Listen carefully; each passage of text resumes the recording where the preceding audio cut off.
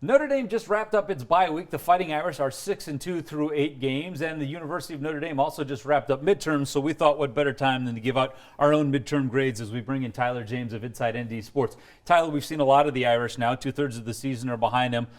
More good than bad, but there's certainly areas of concern as well as areas to celebrate. So as we take a look at this team, I want to start with the passing offense. What do we grade them at this point?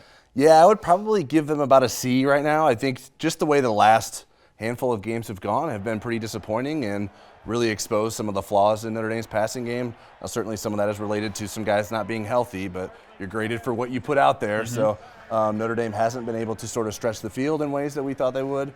Certainly Sam Hartman's passing numbers and the passing offensive numbers for the season in total look good, but when you sort of looked at where it's come the last 3 weeks and maybe where it's going, there's some questions about what this passing game can do moving forward. So I have them about a C. It might be a little bit of a hard grade, but I weigh more of the tougher opponents than the easier opponents that they built up a good resume with at the beginning of the season. Having said that, then I'm curious what your grade would be for the running game. I assume quite a bit better than that. Yeah, I would say like a B. I think I would give the running game. I think there have been better moments even in some of the tougher games for the running game. The Ohio State game, I thought the running game was pretty good for the most part.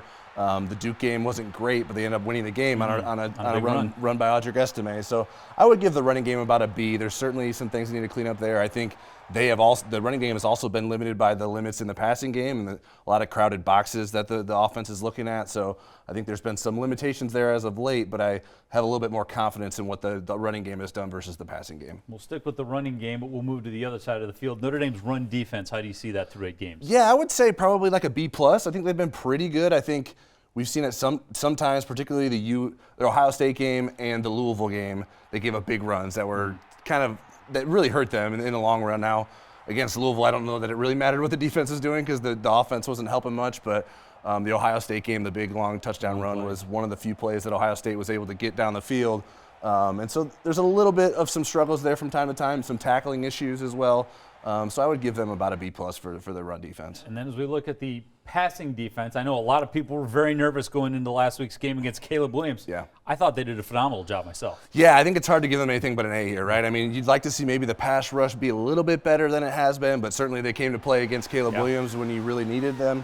And the ability to limit big-time wide receivers like Marvin Harrison Jr. has been very impressive. You got some really good corners on the outside with Cam Hart and Benjamin Morrison. So high grades for that secondary and the defense as a whole, but the passing defense especially, I think, has been the best part of this team so far. Yeah, no disagreements there. Tyler James from Inside ND Sports. He'll be back with us again next Tuesday. The Fighting Irish back at home this Saturday when they host Pittsburgh at 3:30.